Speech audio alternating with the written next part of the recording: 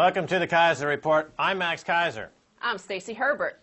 Talk to me, babe. I understand this is our 200th show. It's the bicentennial, and for it, the global insurrection against banker occupation is raging this week. They're in Athens in the streets. 10% of the population is out there, Max, for the 200th episode. Wow, that's fantastic. And, you know, the whole point of it is to bring about a global insurrection against banker occupation. And, you know, of course, it started in North Africa, Middle East. Then it heated up in Europe. Then it swung over to New York under Occupy Wall Street and these other Occupy movements. And now it's, I think, really raging back to Europe. And I think Athens could be the first country to trip a banking collapse and a European banking collapse. If these unions stay out long enough, they will trip banking catastrophe, and that's what we want. Well, for our 200th episode of the Keiser Report, there are some more presents here, Max.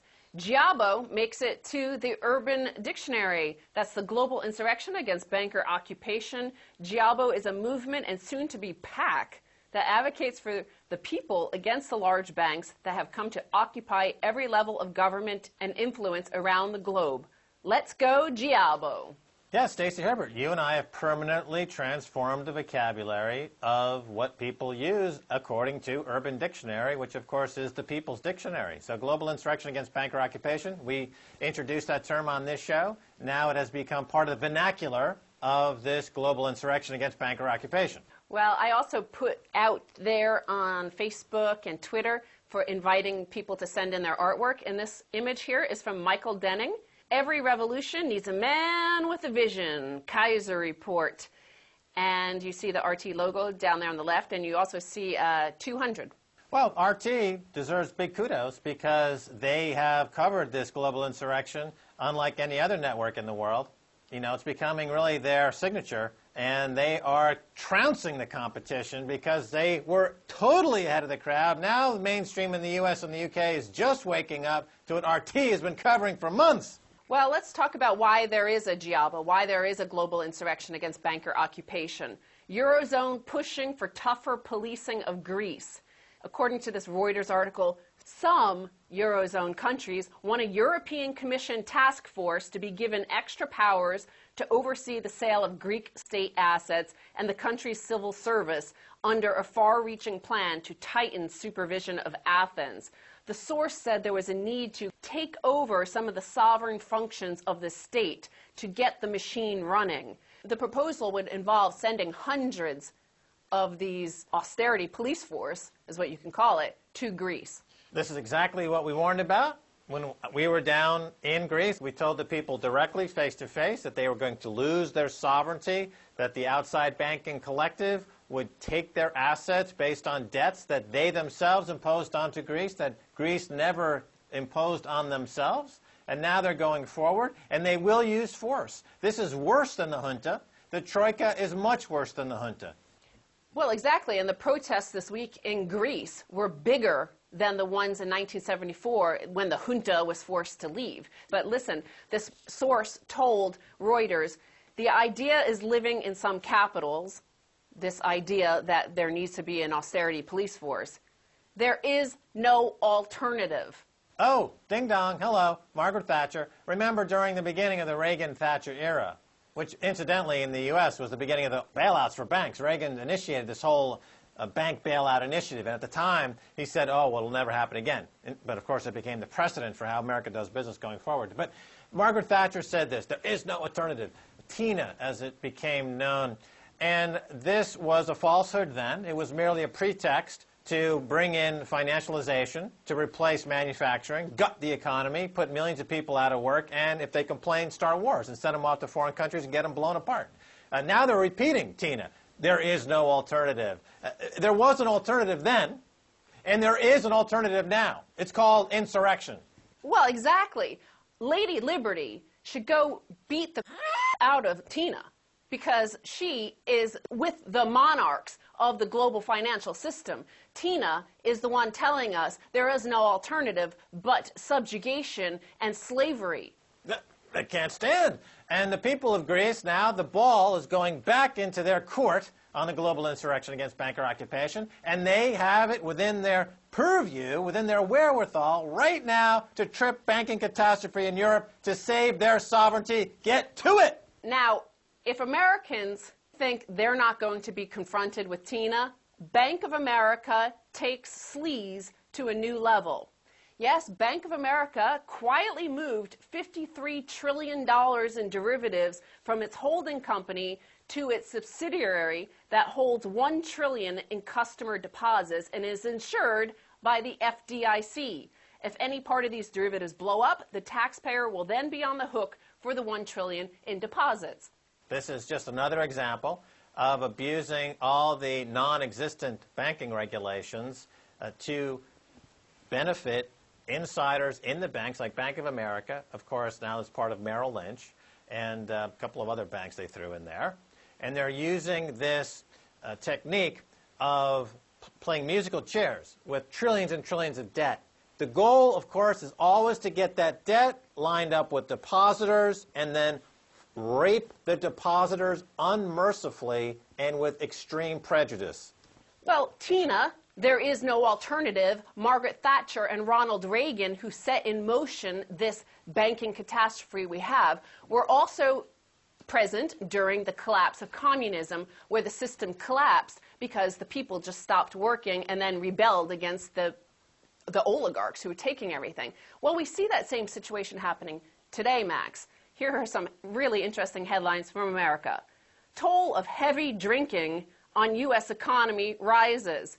So heavy drinking is costing the U.S. economy more than $200 billion a year, mostly in lost workplace productivity, a U.S. health agency said on Monday. This is nearly 21% higher than the last time they did this study in 1998. The Cold War ended, and Russia won, because effectively America continued its Cold War economic policies of price fixing and crowding out of productive economic activity in favor of the oligarchy, Federal Reserve banking, economic non-entity.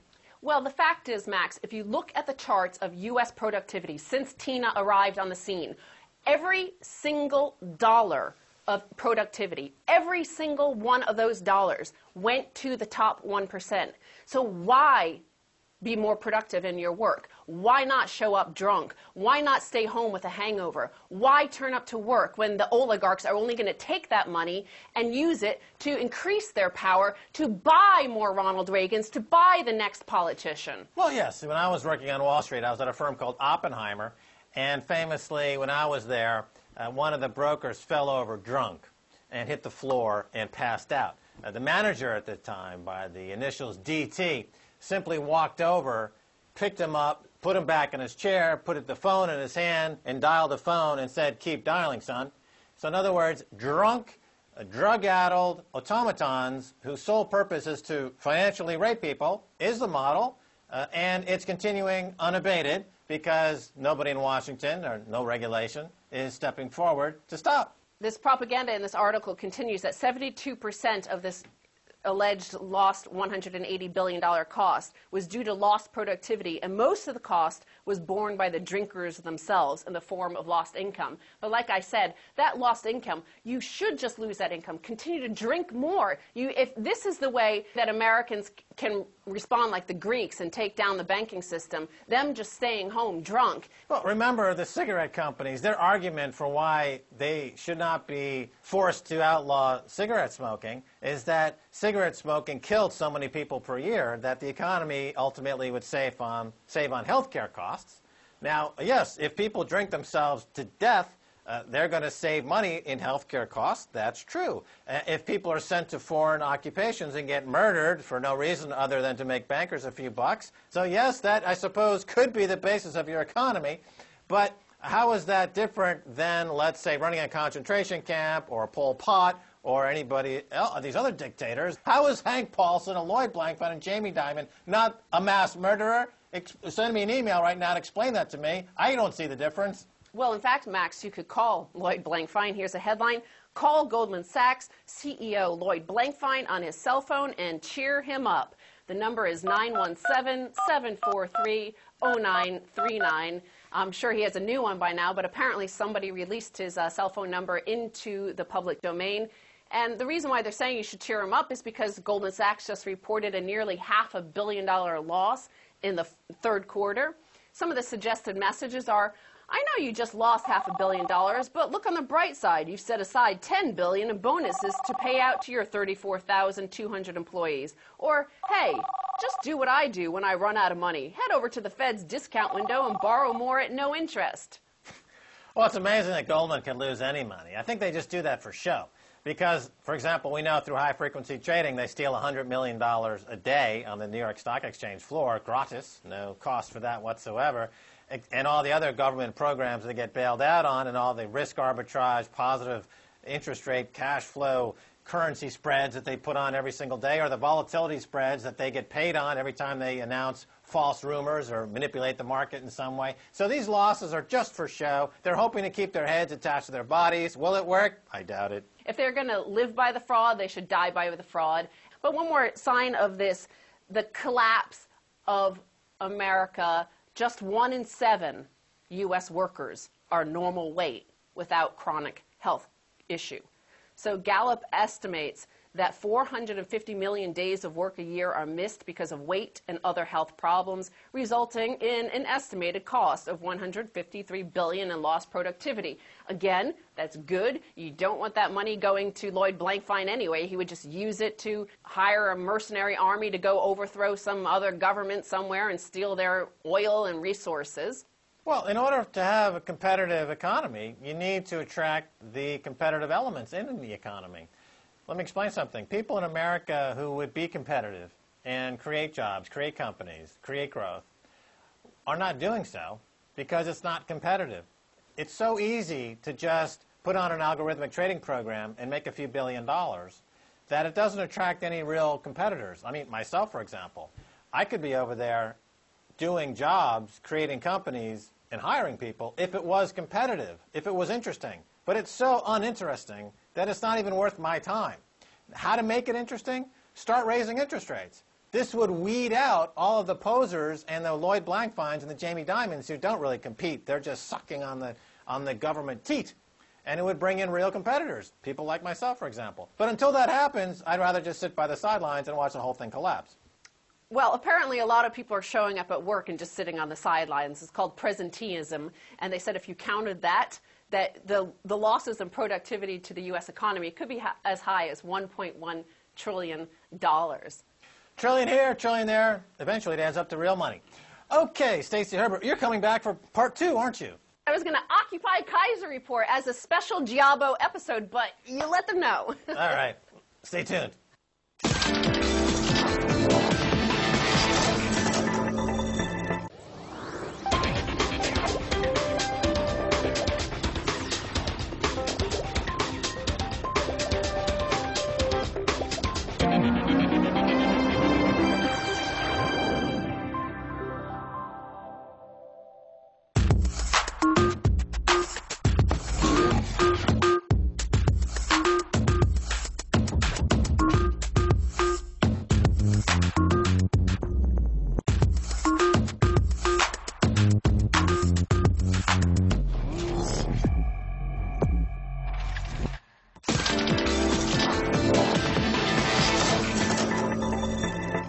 Hi, Max Keiser. Welcome back to part 2 of the Keiser Report special, Global Insurrection Against Banker Occupation, show number 200 special.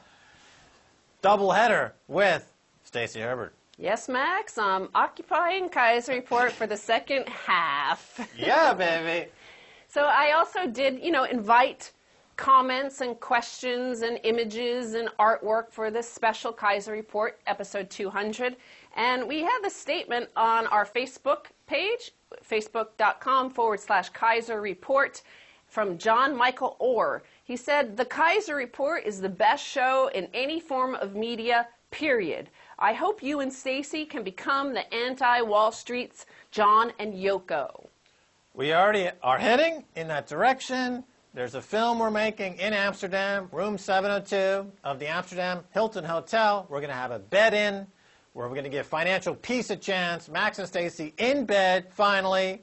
And this will be the topic of a special Keiser Report coming up in the not-too-distant future. Let's talk about Amsterdam a little bit more. There was Occupy Amsterdam, and I wanted to call your attention to this video that was sent in to us from Occupy Amsterdam. And you see there, notice that sign there in the background, Max. It says, Crash JP Morgan buy silver. That is, of course, something we launched here on the Keiser Report, the beginning of the global insurrection against banker occupation in the West. That's right. We've launched the Crash JP Morgan buy silver campaign. The price of silver doubled. Now it's up about 50% from where we launched that campaign. We talked about another very important campaign, how to leverage the global insurrection against banker occupation without actually spending any money at all, but by focusing very specifically on a global boycott that would decapitalize one of the biggest companies in the world, Coca-Cola, and then inviting hedge funds to simultaneously sell short that stock to create a pincer movement to obliterate that company. That's another action the Occupy movement could take without spending any money. But going back to the Crash JP Morgan buy silver, JP Morgan is the Federal Reserve. JP Morgan is involved in manipulation. This is the heart of the global financial crisis. This is the banner under which they all fly, the TINA. There is no alternative but our fraud. So this is why buying silver, we remove a weapon in the arsenal of the global banking fraudsters, which is the U.S. dollar and the derivatives and the amount of unlimited shorts they can place on silver. Well, let me just follow up on that, because there is a movement, there is an idea circulating amongst all the various global Occupy chapters to pull money out of the bank and put it into maybe a credit union or a bank that's not part of the too big to fail banks. That's November 5th. They're doing the pull your money out of the banks. Now, we've already seen people try this a couple of times, and it doesn't really work so well, because you're just shuffling deck chairs on the Titanic, aren't you? It would only make sense if you pulled out that cash and bought silver or gold. Then you've actually done something that threatens the system. But you also remove yourself from a fraudulent system. So, for example, Occupy Wall Street has raised donations of $300,000. Now, Terry Boole, who we've had on the show often, she's in her investigations learned that Amalgamated Bank, the community bank in which Occupy Wall Street has placed their money, is now under FDIC investigation for creative accounting. Right, this is the problem.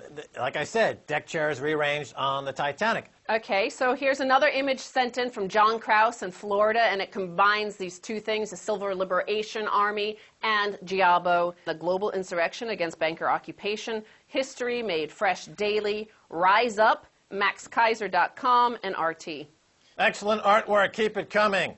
Yes, and more. So I want to turn to, we were talking about fraud, and I want to turn to this little clip with William K. Black, who we've had on this show. He's the former banking regulator who saw 1,500 plus bankers sent away to prison for fraud in the 1980s, in the beginning of TINA on the scene. And let's turn to this clip here on the Dylan Ratigan Show. Only about a month ago, the Federal Housing Finance Administration filed fraud complaints, civil ones, against 17 of the largest banks in the world, in which it said there is a paper trail that demonstrates the fraudulent intent of these banks. Well, where is the Justice Department? And for that matter, where's Paul Krugman, who can't be bothered to use the F word? Yeah, well, Bill Black, our buddy Bill Black, good point. New York Times, Paul Krugman, how come they're siding with the terrorists? Also, it puts into context the recent comments by Barack Obama that the banks committed a moral transgression but did not break the law. Here's the top government regulator, Bill Black, from the 1980s, saying it's definitely fraud. They definitely broke the letter of the law. And Obama, if you are down with someone breaking the law, that's an impeachable offense. Why is he still in office? Yeah, but Max, this guy, Bill Black, is saying that it is the economists like Paul Krugman who provide the systemic propaganda for the population. He's the one who refuses to use the F word. If you're not going to use the 5-letter F word, Paul Krugman, you might as well use the 4-letter one. Woo, doggy. Okay, well, let's move on to the fraud that dares not speak its name. QE pushes families into debt, warns Bank of England Governor Sir Mervyn King. So, Max Keiser, what do you think about this? This issue, savers versus speculators. And here is Mervyn King saying that, in fact, quantitative easing, which is meant to cover the fraud of the banksters, in fact, will make the situation worse for the average population because it encourages them not to save and, in fact, to spend more. Financial oppression. That's what it's called. The Bank of England has adopted a policy that is purposefully oppressive. Yes. That's not in keeping with what you'd expect in a representational democracy. You don't vote for dictators whose purpose is to oppress and repress you to benefit their kleptocratic brothers and sisters, Mervyn King, kleptocrat in chief. And what do the likes of Mervyn King and the top 1% that he represents, what do they keep saying about those 99% that are now complaining? They said, you're the one that took on this debt. You're the one, therefore, who should be responsible for it. Well, here is Mervyn King, who is telling you, I am forcing you to either take more debt or die. Yes, this is a classic case of scapegoating. And we've seen this before during repressive, oppressive regimes. They steal the money from one group, then they say, oh, those groups are rats. Those groups deserve to be in a concentration camp after we stole all their money. Now Mervyn King is saying, okay, we've stolen all your money. Now we're going to call you rats, and we're going to put you in concentration camps. And then when you rise up, like in London, when the looters, quote unquote, suddenly sprung out of the woodwork, we'll just hire more cops. Never mind the fact that the entire economy is based on looting, and if you really wanted to grow the economy, Mervyn King, you would have given each one of those looters a banking license and a job at Goldman Sachs and tell them, get on the phone and start making us money. Not only did we have a new round of £75 billion in quantitative easing, but shock jump in inflation in the UK to 5.2%. Well, here's a tweet. UK inflation should fall back sharply early next year, Bank of England Governor Sir Mervyn King says. So this is a constant extend and pretend monetary policy, because I'm going to show you a headline from January of 2010, nearly 2 years ago, when inflation first jumped to 2.9% in the UK. Shock jump in inflation is a real poser for Mervyn King. In the article, it says, the bank reckons the current spike in inflation will be short-lived and will fall back below target of 2% later this year, suggesting it is in no rush to put the brakes on just yet. He's lying, because his actions are guaranteeing more inflation.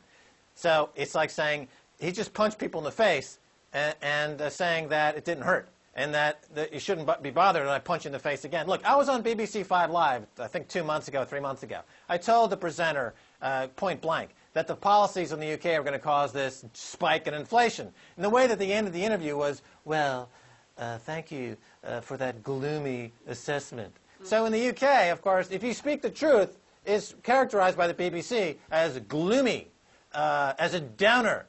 Meanwhile, the people are being absolutely zhuanged up the schwing by Mervyn King and his policies of death. What about just saying the truth, BBC? Oh, that's right. Mervyn King here is saying just another quarter, I promise, is all going to get better. And it doesn't. It doesn't get better because there is no alternative but financial terrorism.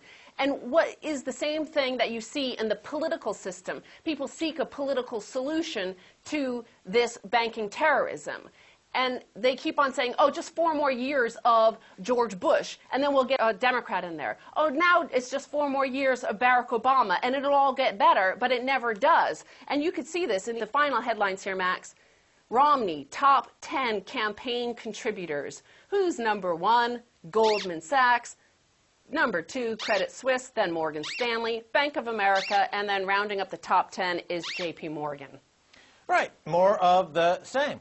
And they use every crisis to rewrite the laws to make it easier to commit more financial fraud. Yes, but what I'm saying here by showing this is that Barack Obama is the front runner for the Democrats. His number 1 contributor, Goldman Sachs. Mitt Romney, is the number 1 for the Republicans. Who's his #1 contributor? Goldman Sachs. So choose either one of them. You're going to get the same there is no alternative. Tina is the rule of law. Or how about this Herman Cain character? His past includes a job actually at the Kansas City Fed. And this final headline here, Max, the only hope on the horizon report. Obama podium teleprompter stolen. So a truck carrying President Barack Obama's podium, teleprompter, and audio equipment was stolen in Richmond, Virginia. Sources say that about $200,000 of presidential equipment was stolen from Richmond Marriott Hotel. Yeah. So, Max, this is just perfect karmic justice that the spokesman for the banking industry, the one that just mouths whatever the bankers say, the podium and the teleprompter are stolen. So if we can find a way to prevent any of our political candidates in America or the UK or wherever from actually talking, from actually speaking the words that bankers give them to tell us, the lies that they give them to tell us. This is why I'm very hopeful about what's happening in Greece. They have it within their ability right now, today, to collapse the European banking system and thus the global banking system. So let's give us their support. All the Occupy movements around the world focus on Greece, what's happening in Athens, and hopefully they can engender a domino effect to collapse the banksters. All we are saying is let the banks fail. Well, thank you, Stacy Herbert, for being on every single one of the 200 Keiser reports so far, and I hope we do another 200 or 2,000. Yeah. If you want to send me an email, please do so at keiserreport@rttv.ru. Until next time, this is Max Keiser saying bye, y'all.